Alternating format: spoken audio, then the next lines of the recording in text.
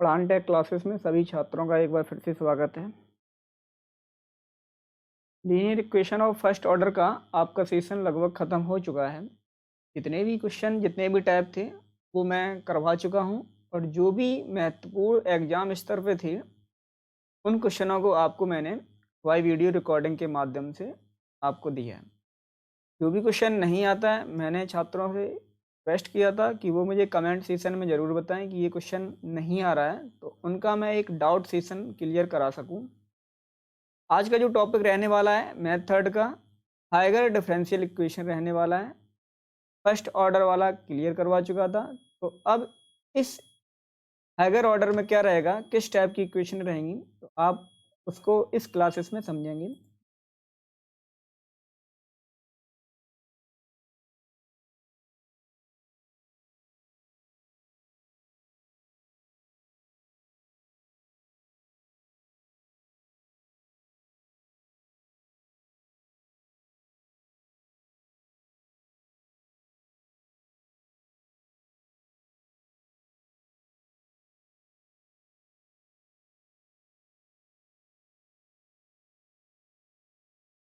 अब higher order में क्या रहेगा, सपोज दैट अभी तक आपने इस टाइप की क्वेश्चनें पढ़ी हैं, इक्वेशनें जो पढ़ी हैं वो इस टाइप की पढ़ी हैं, D Y over D X is equal to P Y is equal to Q. तो इसमें आपने ये देखा था जो डिफरेंशियल इक्वेशन है, यानी अवकल गुणांक जो है, अवकल गुणांक जो है उस अवकल गुणांक की जो मैक्सिमम पावर थी, घात थी, मैक्सिमम जो घात थी वो कितनी होती थी, वो होती थी 1। इसलिए इसे हम रैखिक अवकल समीकरण कहते थे।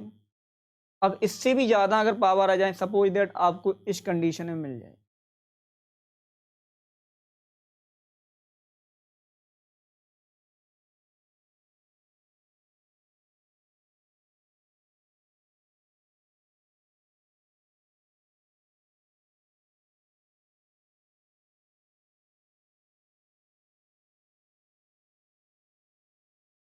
इस टाइप की इक्वेशन मिल जाए, तो आप इसे क्या कहेंगे कि इसमें जो भी डिफरेंस यानी अवकल गुणांक की पावर है, वो अवकल गुणांक की मैक्सिमम पावर कितनी है, इसमें 3 बार ये अवकलित हुआ है, तो उसे हम ये कहेंगे तृतीय क्रम का अवकल समीकरण है। ये 3 बार इसे अवकलित किया गया तो ये तृतीय क्रम का हो गया, यानी कि थर्ड और ऑर्डर ऑफ डिफरेंशियल इक्वेशन रहता है। तो इसे कैसे सॉल्व करेंगे, वो हम इन कुछ क्वेश्चन लेंगे और कुछ टॉपिक लेंगे, क्वेश्चन के साथ साथ उन टॉपिक को क्लियर करते चले जाएंगे। अब इन्हें कैसे लेंगे वो देखिए। ये इक्वेशन हमारी एक बेसिक इक्वेशन हो जाती है, यानी कि व्यापक समीकरण हो जाता है कि जब भी higher order linear differential equation का हम कोई टॉपिक लेंगे तो वो इस फॉर्म में होगा। अब इसे सॉल्व कैसे करेंगे, इसे सॉल्व करने के लिए दो तरीके यूज करने पड़ते हैं। पहला कि इसमें कंप्लीमेंट्री फैक्टर निकालना पड़ता है।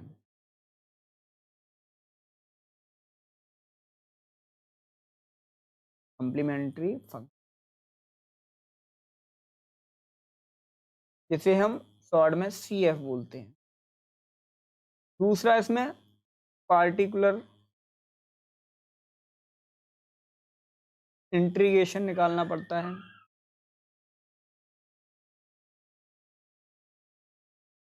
और जिसे हम पी आई बोलते हैं।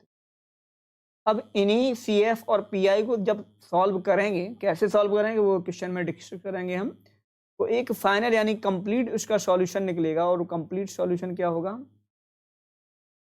कंप्लीट सॉल्यूशन जो होगा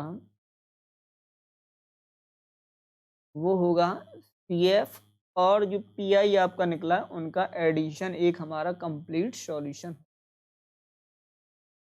इसे मैं इस तरीके से भी लिख सकता हूँ, y equal to complete solution, y equal to C F plus का पी आई। पी एफ और पी आई आपको पता होना चाहिए क्या है, यानी कंप्लीट हल के संपूर्ण हल।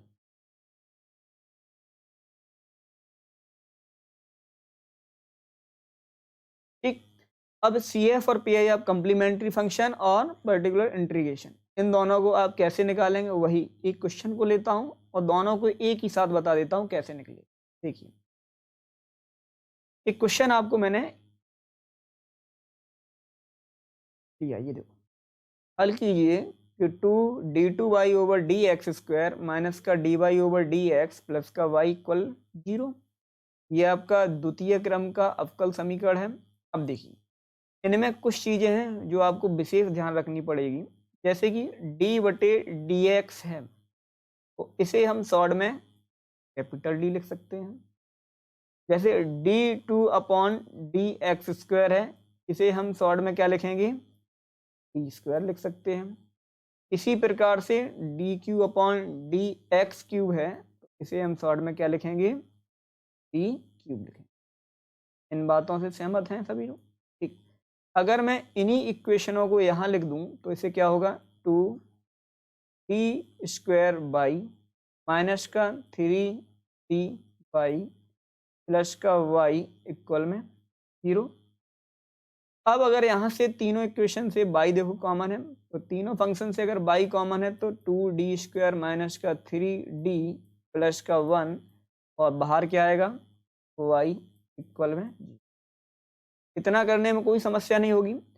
अब हमें सबसे पहले निकालना है CF, और CF निकालने से पहले एक होती है सहायक समीकरण यानी कि ऑक्सिलरी इक्वेशन। ऑक्सिलरी इक्वेशन को कैसे निकालेंगे,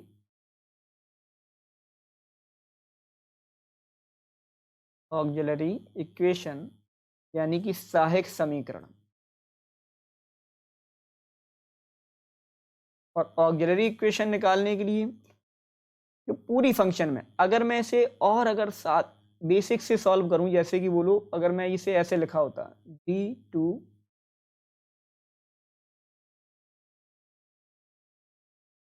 y/dx² 2 है इसके साथ माइनस का 3dy/dx प्लस का y इक्वल टू 0।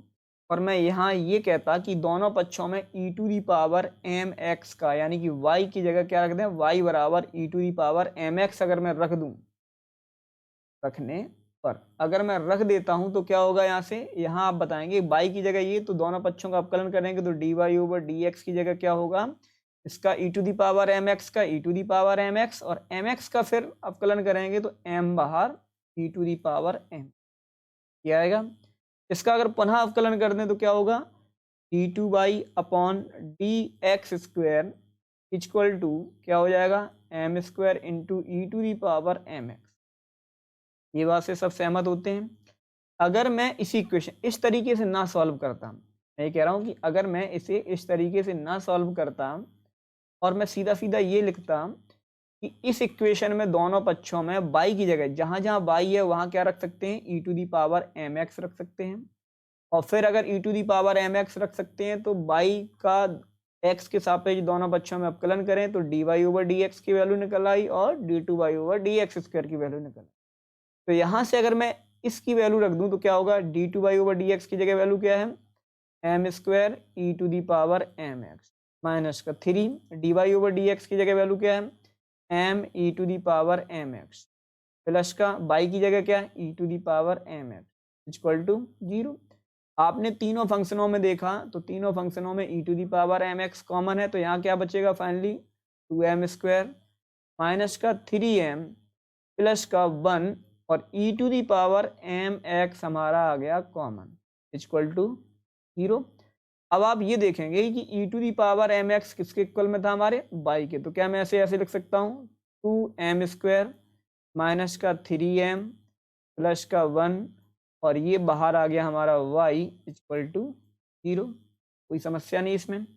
अब मैं ये कह सकता हूँ कि ऑक्सिलरी इक्वेशन जो होगी वो हमारी क्या होगी, ऑक्सिलरी इक्वेशन को शॉर्ट में हम AI कह देंगे, AE ऑक्सिलरी इक्वेशन होगी वो हमारी ये इक्वेशन होगी, 2m² माइनस का 3m प्लस का 1 इक्वल टू 0। ये हमारी ऑक्सिलरी इक्वेशन। इतनी बात समझ में आई। ये तो एक हो गया आपका तरीका कि आप इसे d2/dy(x²) की जगह वैल्यू यहाँ से निकाल सकते। अभी लोग इस बात से सहमत हैं।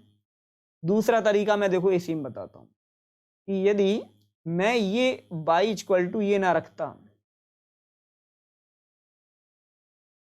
और मैंने क्या बोला, मैं ये बोल रहा था कि d2/dx² की जगह d² रख सकता हूँ डी बटे डी एक्स की जगह डी रख सकता हूँ। तो यहाँ पे जो सॉल्यूशन इसका आपने किया था वो क्या किया था, 2d² बाई माइनस का 3d बाई प्लस का y=0। तो यहाँ से अगर y कॉमन आया तो क्या हुआ, 2d² माइनस का 3d प्लस का 1 और बाहर क्या y=। फाइनली इस डी की जब भी हमें ऑक्सिलरी इक्वेशन बनानी होती है, ऑक्सिलरी इक्वेशन के लिए हम क्या करेंगे कि जो भी हमारा डी फॉर डिफरेंशिएशन था, डिफरेंशिएशन जहाँ जहाँ है वहाँ वैल्यू क्या आ जाएगी m, यानी कि क्या रखेंगे 2m² माइनस का 3m प्लस का 1=। ये ऑक्सिलरी इक्वेशन सेम है, कोई समस्या, किसी भी तरीके से कर सकते हैं, ऑक्सिलरी इक्वेशन सेम निकलेगी। अब ऑक्सिलरी इक्वेशन हमारा काम खत्म। अब ऑक्सिलरी इक्वेशन के बाद करना क्या है, ऑक्सिलरी इक्वेशन के बाद हमें इसे द्विघात समीकरण बना है तो इसके फैक्टर करने हैं। तो फैक्टर करते हैं, तो फैक्टर करने पे देखो क्या बनता है यहाँ पे, इसके जब फैक्टर करूँगा तो हुआ 2m² माइनस का 2m माइनस का 1m प्लस का 1=0। 2m कॉमन आया, अंदर बचा m माइनस का 1, यहाँ 1 कॉमन आया, यहाँ बचा m माइनस का 1=0। फाइनली यहाँ m माइनस 1 और यहाँ बचा 2m माइनस का 1=0, यानी कि m= क्या निकला 1 और m= क्या निकला 1/2। तो वैल्यू निकली हमारे पास 1 और 1/2। अब ये m की वैल्यू जब हमारे पास निकल आई तो अब CF कैसे निकालेंगे वो देखिए। CF निकालेंगे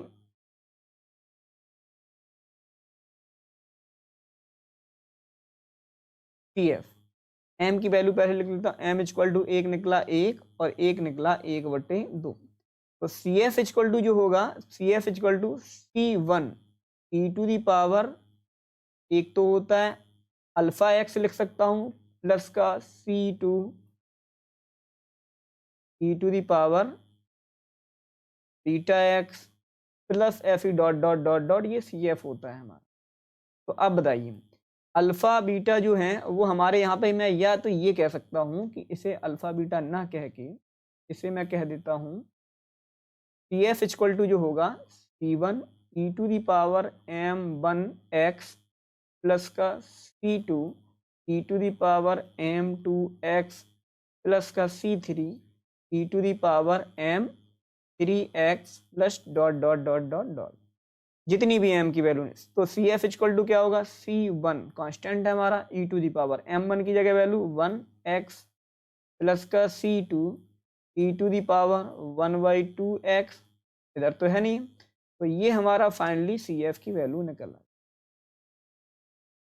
अब हमें क्या है, पार्टिकुलर इंटीग्रेशन जो होगा वो क्या होगा, यानी कि PI कैसे निकालेंगे। तो PI निकालने के लिए हमारा जो भी कुछ फंक्शन FD होता है, FD इंटू बाई होता है फंक्शन, समझ पा रहे हैं पीछे प्रीवियस क्वेश्चन में देखिए, ये क्या है FD तो है, फंक्शन D के फॉर्म में तो है, ये FD तो है, ये इक्वल में क्या है 0। जब भी हमारे इक्वल में 0 रहेगा तो PI की वैल्यू 0 रहेगी, ठीक है। जब भी हमारा इक्वल में 0 रहे, इक्वल में हमारा क्या रहेगा 0 रहेगा, तो PI की वैल्यू भी क्या रहेगी 0 रहेगी। तो फाइनली जो कंप्लीट सॉल्यूशन मिलेगा y= क्या होता था CF प्लस का PI। तो अब y=CF की जगह वैल्यू क्या निकली C1 e⁻x प्लस का C2 e⁻1/2x और प्लस का 0। तो फाइनली y=C1 e⁻x प्लस का C2 e⁻x/, ये हमारा आंसर है। उम्मीद है सभी छात्रों को समझ में आया होगा। नेक्स्ट क्वेश्चन देखते हैं। नेक्स्ट क्वेश्चन क्या है,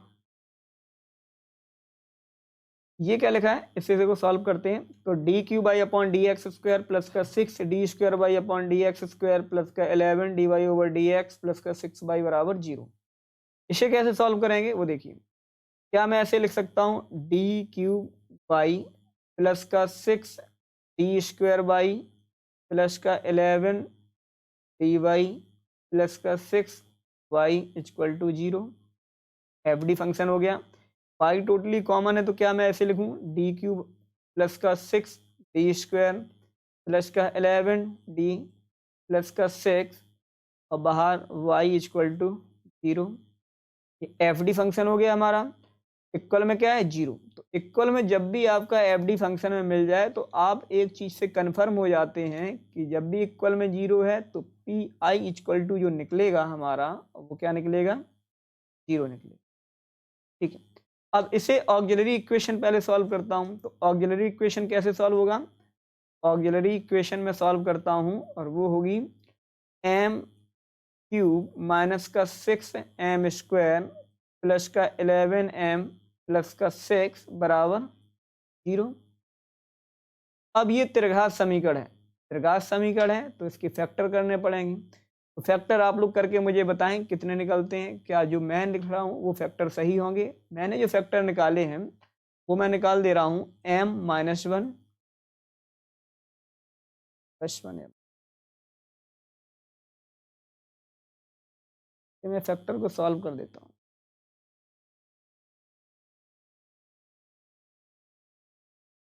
m इक्वल टू माइनस 1 अगर वैल्यू रख देंगे तो क्या होगा, माइनस का ये हो जाएगा। ठीक है, तो यानी एक फैक्टर निकलेगा m प्लस का 1 और दूसरा क्या होगा, दूसरा होगा हमारे पास फैक्टर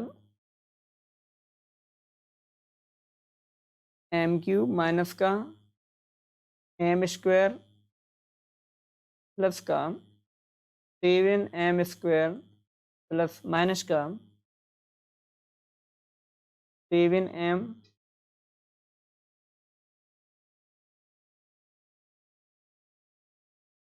प्लस का 6m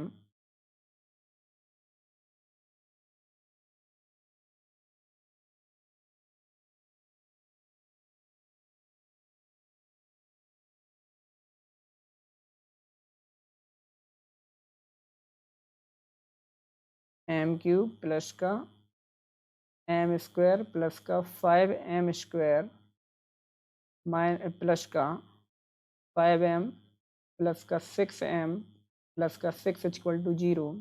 यहाँ से m स्क्वायर कॉमन आया, बचा m प्लस का 1। यहाँ से 5m कॉमन आया, अंदर बचा m प्लस का 1। यहाँ से 6 कॉमन आया, अंदर बचा m प्लस का 1 इक्वल टू 0। तो फाइनली m प्लस 1 एक फैक्टर, दूसरा आएगा m स्क्वायर प्लस का 5m प्लस का 6 इक्वल टू 0। तो एक ब्रैकेट क्लियर है। दूसरा हमारा द्विघात समीकरण यानी कि m स्क्वायर प्लस का 5m प्लस का 6 बराबर 0। इसके फैक्टर करेंगे तो क्या मिलेंगे, m प्लस का 3 और m प्लस का 2। फाइनली जो फैक्टर हमारे पास आए वो m के आए, m equal to minus 1 minus 2 और माइनस का 3। तो कॉम्प्लीमेंट्री फैक्टर क्या होंगे हमारे, सी एफ इक्वल टू क्या निकलेगा, वो निकलेगा c1 e to the power m1 की जगह माइनस एक्स, फिर प्लस का c2 x की e to the power minus का 2x प्लस का c3 e to the power minus का 3। और कंप्लीट सॉल्यूशन क्या होगा, अभी हल नहीं हुआ। y इक्वल टू क्या होगा, सी एफ प्लस का पी आई, और पी आई की जगह वैल्यू क्या निकली, 0। तो y इक्वल टू क्या होगा, c1 e to the power minus X plus का c2 e to the power minus का 2x plus c3 e to the power minus का 3x। क्लियर है ये। नेक्स्ट क्वेश्चन देखते हैं।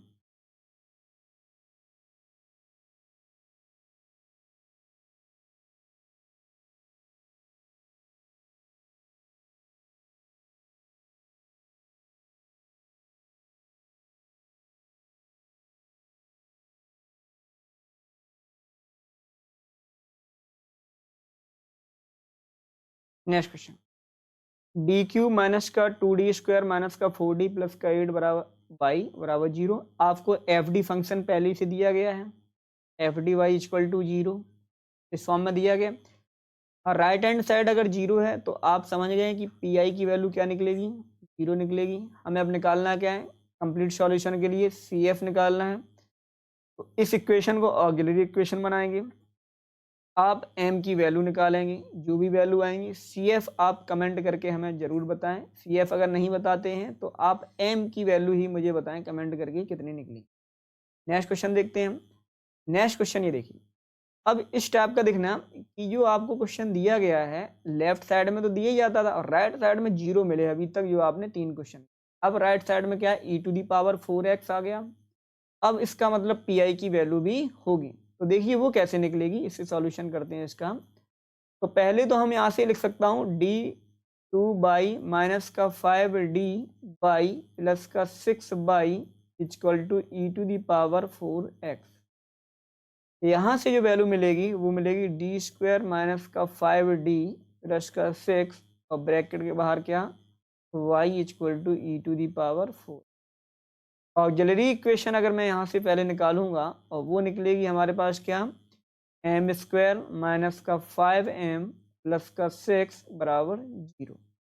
और इस ऑक्सिलरी इक्वेशन का हमारे पास सॉल्यूशन होगा m-3 m-2। आप इसके फैक्टर करेंगे, सॉर्ट नहीं करेंगे बिल्कुल भी। एग्जाम के बेस पे कोई भी क्वेश्चन सॉर्ट नहीं करना, इसके फैक्टर बाकायदे से करने हैं, जिससे कि आपका क्वेश्चन भी सही रहेगा और आंसर भी प्रॉपर सही निकलेगा। आप तो यहाँ से जो m की वैल्यू निकली m=2 और m=3, तो यहाँ से कॉम्प्लीमेंट्री फैक्टर यानी कि CF आ जाएगा C1e⁴2x प्लस का C2e⁴3x। अब हम क्या निकालते हैं, अब देखिए, अब जो मेन पॉइंट आता है वो पी निकालने के लिए आता है। तो पी निकालने के लिए जब भी आपको क्वेश्चन e⁴ax मिल जाए, पी निकालने के लिए आपको राइट साइड में e⁴ax मिल जाए, इसके लिए हम क्या करते हैं, जो हमारा फंक्शन fd होता है, fd फंक्शन, उस fd फंक्शन में जो x का गुणांक है, x का गुणांक यहाँ पे क्या है, a, x का गुणांक a है, इस a गुणांक का इस fd फंक्शन में वैल्यू रख देते हैं। सपोज दैट ये fd आपका ये होता ad² प्लस का bd प्लस का c, ये होता। तो हम क्या करते हैं, ये कैपिटल ले लेता हूं, सॉरी। तो जो e⁴ax में x का गुणांक a है, वो इस फंक्शन में, यानी कि मैं ये कहता कि d क्या रख देता, वैल्यू a।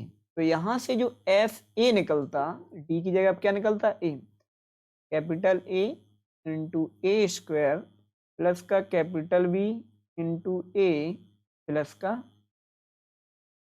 अगर ये फंक्शन निकलता है हमारा, यानी कि मैं ये कह सकता हूँ कि fa की वैल्यू अगर 0 निकलती है या fa की वैल्यू नॉन 0 निकलती है, दोनों कंडीशन जब आएंगी क्वेश्चन में, जैसी आएंगी मैं बता दूंगा कि क्या करना।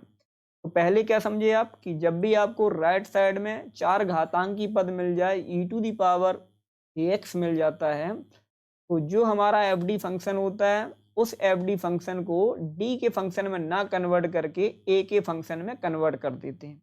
देखिए क्वेश्चन को देखता हूँ, मैं करता हूँ यहाँ पे। तो आप यहाँ राइट साइड में जो देखा है आपने, वो क्या मिला आपको, वो आपके पास है e⁴x, यानी कि a क्या है, 4। तो आप क्या, फंक्शन fd जब आपने देखा, fd फंक्शन जो है वो क्या है आपके पास, वो है d² माइनस का 5d प्लस का 6, और इस d की जगह अगर मैं वैल्यू 4 रख दूं तो क्या होगा, fd क्या होगा, 16 माइनस का 5 × 4 प्लस का 6, यानी कि 16 माइनस का 20 प्लस का 6, यानी कि फाइनली जो बचा वो क्या बचा, f4 = 2, ये मिलेगा। अब बताइए, अब इसमें क्या करता हूं मैं, f4 की वैल्यू निकले, इसका मतलब जो भी हमारा फंक्शन निकला वो नॉन 0 निकला। तो pi कैसे सॉल्व करेंगे वो देखिए। जब नॉन 0 वैल्यू मिल जाती है तो pi सॉल्व करने का तरीका जो होता है वो होता है 1/fd इंटू gx। अब gx क्या है, वो gx मैं इसे बोलता हूँ, ये हमारा फंक्शन gx है। जैसे कि मैंने पीछे वाले क्वेश्चन में बताया था कि पी आई और सी एफ को कैसे निकालते हैं। तो जी एक्स में इसे मान लेता हूँ। तो अब पी आई जो निकलेगा 1/FD, और एफ डी कितना था हमारे पास, एफ डी हमारे पास था p² माइनस का 5D प्लस का 6 इंटू जी एक्स क्या है, e⁴x। इतनी बात समझ में आई सभी छात्रों को? ठीक है, अब इसे सॉल्यूशन करते हैं इसका। और तो यानी कि पी आई की जगह जो वैल्यू हमारे पास थी, मैं फिर से एक बार लिख लेता हूँ, P I equal to 1/B² minus का 5D प्लस का 6 इंटू e⁴x। यही था ना? मैंने बताया कि d इक्वल टू 4 रखेंगे तो 4 रखने पर हमारा एफ डी फंक्शन 0 नहीं हो रहा है, तो यही d इक्वल टू 4 यहाँ अप्लाई कर देंगे। तो क्या होगा, 1/4² माइनस का 4 मल्टीपल 4 प्लस का 6 इंटू e⁴x, यानी कि p into I equal to जो होगा 1/16 माइनस का 20 प्लस का 6 इंटू e⁴x, तो p इंटू आई की जगह जो वैल्यू आई 1/2 e⁴x। क्या ये बात समझ में आई? पी आई को थोड़ा फिर से समझेंगे। मैं कह रहा हूँ कि जब भी पी आई फंक्शन निकालने के लिए मैं ये देखूंगा, सबसे पहले जो भी हमें क्वेश्चन दिया जाता है वो F D by equal to 0 अगर रहता है तो पी आई 0 हो जाएगी, और अगर 0 नहीं रहता है, अगर चार घातांकी के पदों में आता है, तो जो हमारा ए होगा, जैसे कि इस क्वेश्चन में जो हमारा ए था उस ए को मैंने इस एफ डी फंक्शन में रखा, यही तो रखा, और देखा कि एफ डी फंक्शन रखने के बाद F4 जो निकला वो 0 नहीं निकला। तो इसका मतलब जो इसका सॉल्यूशन है वो मैं कर सकता हूँ। वो सॉल्यूशन क्या रहेगा, वो सॉल्यूशन ये रहेगा कि जो भी d इक्वल टू हमने a रखा था वो पी आई निकालने के समय फंक्शन में रख सकता हूँ। तो वही मैंने किया है। क्या किया है, मैंने ये किया है कि पी आई इक्वल टू 1 फार्मूले को मैं अगर चाहूँ तो फार्मूले को इस तरीके से मैंने बताया था पीछे, P I equal to 1/FD into G X, यही बताया था ना। एफ डी की जगह हमारा फंक्शन ये था, जी एक्स की जगह फंक्शन हमारा ये था। तो मैंने क्या बोला कि d की जगह मैं क्या रख सकता हूँ, d इक्वल टू a, कब, जब 0 नहीं है हमारा फंक्शन एफ डी। तो a की जगह वैल्यू क्या है 4, तो मैंने 4 रख दिया यहाँ पे। तो 4 रखने पर सॉल्यूशन मिला 2, तो e⁴। क्लियर इतनी बात? नेक्स्ट क्वेश्चन देखते हैं। तो नेक्स्ट क्वेश्चन भी इसी टाइप का है। आप लोग इसे ट्राई करेंगे कि मैं करवाता हूँ? चलो मैं करवा देता हूँ इस क्वेश्चन को। तो इस क्वेश्चन को देखो, क्या करता हूँ, पहले तो ऑक्सिलरी इक्वेशन निकालना है। तो सभी छात्र ऑक्सिलरी इक्वेशन तो निकाल सकते हैं, बता चुका हूँ। तो ऑक्सिलरी इक्वेशन के लिए पहले हमें ऑक्सिलरी इक्वेशन बनानी पड़ेगी।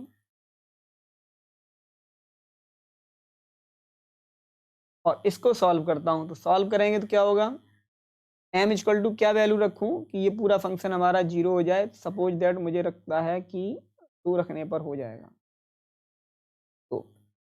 तो एक हमारा 2 रखने पर ये पूरा फंक्शन 0 हो जाएगा। तो यहाँ पे जो आएगा वो एक फंक्शन आएगा m³ माइनस का, यानी एक फैक्टर जो निकलेगा वो m माइनस का 2 निकलेगा। तो m³ माइनस का 2m², या फिर एक 2m², फिर 2 ऐड किया तो यहाँ पे हो गया 4m² माइनस का 8m, 3 को ऐड किया यहाँ पे 8m, तो 3 को यहाँ पे 3m माइनस का 6, एक ही लाइन में कर दिया। आप इसे अपने हिसाब से सॉल्व करें, त्रिघात इक्वेशन को कैसे सॉल्व करते हैं। तो यहाँ से जो वैल्यू निकलेगी वो m² m माइनस का 2, यहाँ मिलेगा 4m m माइनस का 2, यहाँ मिलेगा 3m माइनस का 2 इक्वल टू 0, यानी कि m माइनस का 2 एक ब्रैकेट, दूसरा ब्रैकेट m² प्लस का 4m प्लस का 3 इक्वल टू 0। एक इक्वेशन तो मिल गया m-2 इक्वल टू 0, यानी कि m बराबर 2।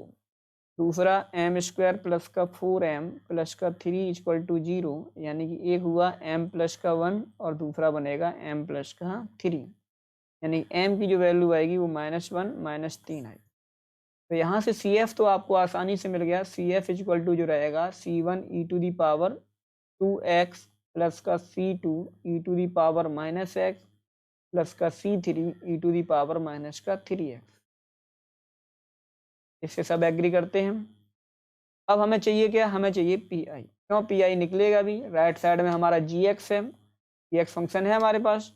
अब देखिए, अब वो कैसे मिलेगा पी आई इक्वल टू, तो पी आई इक्वल टू के लिए मैंने बताया पहले तो हमें एफ डी फंक्शन चाहिए, यानी पी आई इक्वल टू क्या होता है, पी आई इक्वल टू होगा 1 F D into G x.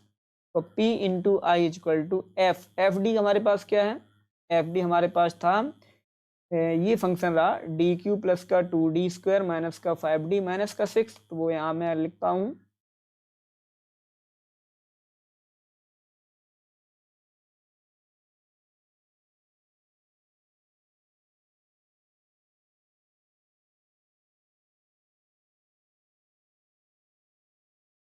D cube minus का 2d प्लस का 2d² माइनस का 5d माइनस का 6 और यहाँ e to the power 4x। तो अब हम यहाँ ये देखेंगे, पहले तो मैंने क्या बताया कि पहले तो मैं एफ डी को ये चेक करता हूँ कि एफ डी की वैल्यू जो है वो 0 डी क्यूब है, डी क्यूब प्लस का 2d² माइनस का 5d माइनस का 6, तो d इक्वल टू क्या रख देता हूँ 4, तो 4 रखूँगा तो क्या होगा 64, यहाँ पे 32, यहाँ पे कितना हुआ 30 और यहाँ पे 6, यानी कितना हुआ ये हुआ हमारा 96 और ये हमारा कितना हुआ, ये हमारा 26, यानी कि सॉल्व करके जो आया वो कितना आया 70। यानी कि मैं ये कह सकता हूँ कि F4 जो निकला था हमारा वो नॉन जीरो निकला, ये कहेंगे तो नॉन जीरो निकला, तो इसका मतलब मैं इसे सॉल्यूशन कर सकता हूँ। और सॉल्यूशन क्या होगा कि जो भी हमारा e to the power 4x था, a का गुणांक था, उस a के गुणांक को यानी कि d इक्वल टू मैं a रख सकता हूँ, या मैं ये कहूँगा कि d इक्वल टू यहाँ पे क्या है a की जगह 4।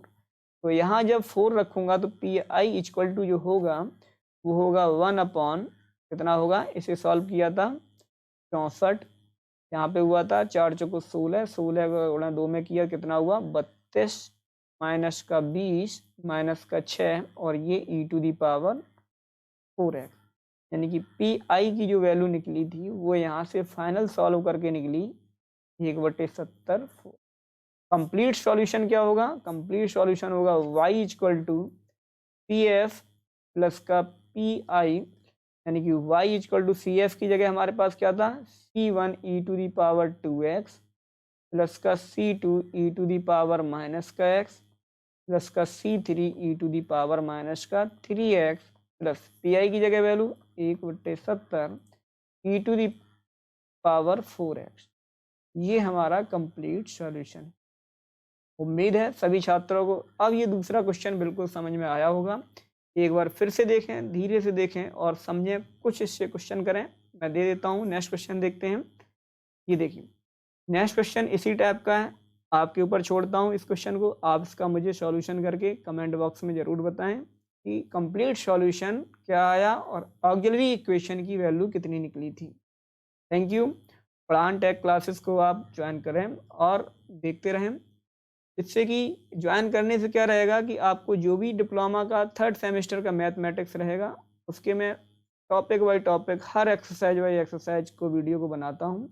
लास्ट के 5 ईयर के जो भी क्वेश्चन आए होते हैं वो मैं सेशन में ज़रूर लेता हूँ और आपकी बेहतर तैयारी के लिए शॉर्ट तरीके भी बनाता रहता हूँ। Thank you.